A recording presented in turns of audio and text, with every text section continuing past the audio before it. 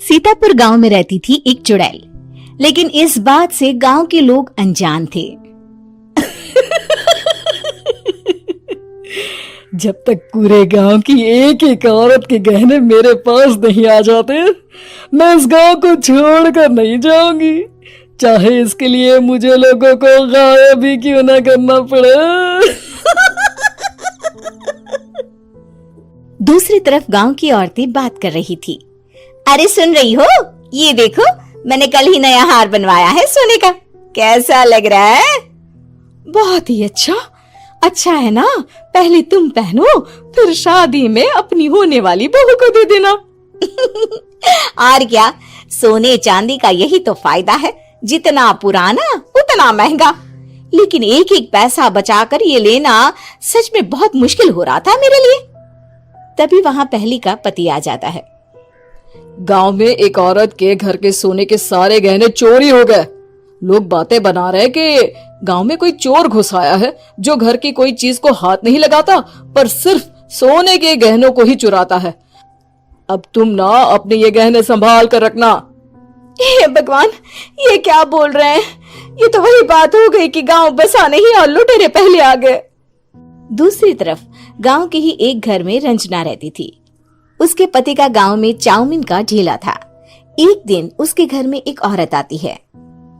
अरे रंजना, तू गांव में नहीं है तो सोचा तुम्हें बता दूं। गांव में बात चल रही है कि गांव में एक चोर घुस आया है जो घरों के सोने के गहने चुरा लेता है। अरे मैं तो सिर्फ ये कान की छोटी सी बाली ही सोने की पहनती हूँ, बाकी गहने तो मैंने गांव के बैंक में लाकर रखे हैं। ये क्या होता है? ना बाबा ना, हमारे गांव की औरतें तो गहने अपने पास ही रखती है। जब कहीं जाना हो तो बस अलमारी से गहने निकालो और पहन लो। दूसरी तरफ एक औरत हाथ में टोटके वाली छोटी सी गुड़िया लेकर घर में चली आती है। अरे कोई है? घर की औरत है क्या? क्या है ये गुड़िया? ये कोई ऐसी वैसी गुड़िया नहीं है, ये जादुई गुड़िया है। इसको घर की अलमारी में रखना। अगर तुम्हारे घर पर किसी की बुरी नजर होगी तो रात भर में ये पतली सी गुड़िया मोटी हो जाएगी। मैं कल आकर ये गुड़िया ले जाऊंगी और तुम्हारे घर की सारी बुरी नजर छूट जाएगी, समझी? अरे वाह, ये तो बहुत कमाल की गुड़िया है, दे दो। कितने की है एक? अरे नहीं नहीं नहीं, ये फ्री की है।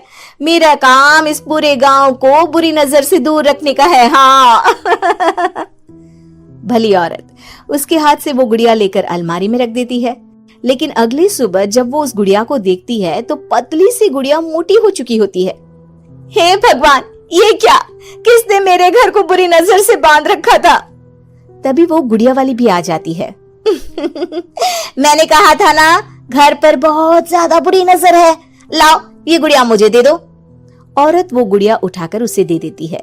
गुड़िया हाथ में आते ही वो औरत उसे लेकर सीधे गांव के बाहर की खाली हवेली में चली जाती है और साधारण औरत से चुड़ैल बन जाती है।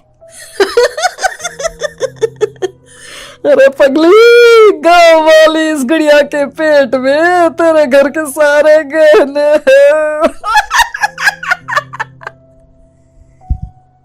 इतना बोलकर वो गुड़िया को फाड़ देती है और सारे गहने निकाल लेती है। वहीं दूसरी तरफ, हे भगवान, मेरे घर के सारे गहने चोरी हो गए। उस औरत के घर के आसपास लोगों का जमावड़ा हो जाता है और लोग बातें करने लगते हैं। लो जी, ये भी घर गया। पता नहीं कौन चोर है जो इतनी होशियारी से गहने चुरा लेता है। कुछ समझ में नहीं आ रहा कि कौन है। लोग तो घर से कहीं जाते भी नहीं है, न ताला लगे न घर खाली हो, फिर भी रातों रात गहने चोरी हो जाते हैं। अरे हम तो कहते हैं लोगों को बारी बारी चौकीदारी करनी चाहिए, चोर को तो पूरे गांव वाले मिलकर पकड़ ही लेंगे। लोग बारी बारी घरों की चौकीदारी भी करते हैं, लेकिन चोरी होने का सिलसिला रुकता ही नहीं। फिर एक दिन रंजना के पड़ोस से भी रोने की आवाज आती है। अरे आज ही घर की बुरी नजर उतरी और आज ही सारे गहने भी चोरी हो गए। कैसी बुरी नजर? क्या हुआ था? तभी वहां उस औरत का पति भी आ जाता है जिसके घर में गहनों की चोरी हुई थी। हाँ, मेरी बीवी ने भी किसी गुड़िया को घर में बुरी नजर उतारने के लिए रखा था, लेकिन अगले दिन गहने चोरी हो गए। अब रंजना को कुछ कुछ बात समझ में आ जाती है। वो गांव वालों से कहती है, देखिए अब आप लोग चिंता ना करें, जल्द ही चोर पकड़ा जाएगा। उस नजर उतारने वाली गुड़िया को आज मेरे घर कोई भेज देना। फिर क्या था, चुड़ैल को लोग रंजना के घर भेजते हैं। पहली बार देखा है कोई खुद लुटने को तैयार बैठा है। तो तू है जिसे घर की बुरी नजर उतारनी है? ये ले गुड़िया, ये सुबह तक मोटी हो गई तो समझो तुमको और तुम्हारे घर वालों को नजर लगी है। हाँ हाँ, मैंने काफी सुना है। तुम ये गुड़िया मेरे घर छोड़ देना। अरे क्यों नहीं, कल सुबह आऊंगी जब गुड़िया तुम्हारे घर की सारी बुरी नजर लेकर मोटी हो जाएगी, ठीक है? अब क्या था, रात को रंजना ने पूरी नजर गुड़िया पर रखी। वो अपने पति और गांव के कुछ लोगों को घर की खिड़की से घर के अंदर नजर रखने को कह देती है, और फिर जो नजारा सब देखते हैं वो हैरान करने वाला होता है। गुड़िया धीरे से अलमारी खोलकर बाहर आती है। अलमारी के सारे गहने लेकर घर में जहां जहां गहने होते हैं वो लेकर अपने मुंह से खा जाती है। वो जितने गहने खाती उतनी ही मोटी हो जाती और फिर अलमारी में बंद हो जाती है। गांव वाले डर के मारे वहीं बेहोश हो जाते हैं। लेकिन सुबह जब वो औरत गुड़िया लेने आती है, रंजना उसका सामना करती है। ये देखो गुड़िया कितनी मोटी हो गई है, लगता है मेरे घर में बहुत लोगों की नजर लगी है। लाला ये गुड़िया मुझे दे दे, अरे बहुत कीमती गुड़िया है ये। तेरे घर की सारी बुरी नजर मैं गांव के बाहर वाली हवेली में फेंक आती हूँ। शाम को फिर लोगों के घर इसे लेकर जाना है ना, इसमें तो मेरी जान बसती है, जान।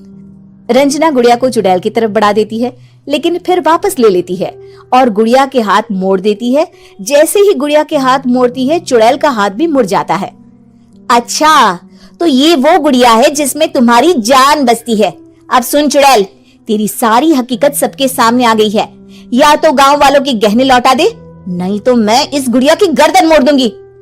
चुड़ैल डर जाती है। अरे नहीं नहीं, मेरी गुड़िया दे दो, मैं सबके गहने वापस कर दूंगी। ठीक है, अब भी जा और सबके सारे गहने वापस कर। चल निकल यहाँ से। चुड़ैल सबके गहने लौटाकर रंजना के पास आती है।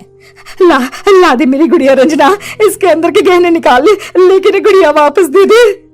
लेकिन रंजना जानती थी कि जैसे ही गुड़िया चुड़ैल को देगी उसकी शक्ति वापस आ जाएगी। चुड़ैल, तू तो चुड़ैल ही रहेगी, ये मैं जानती हूँ। अरे नहीं नहीं नहीं, मैं गांव छोड़कर चली जाऊंगी, किसी को परेशान नहीं करूंगी, वादा करती हूँ मैं। लेकिन रंजना उसकी एक बात नहीं सुनती और गुड़िया का सर उसके शरीर से अलग कर देती है।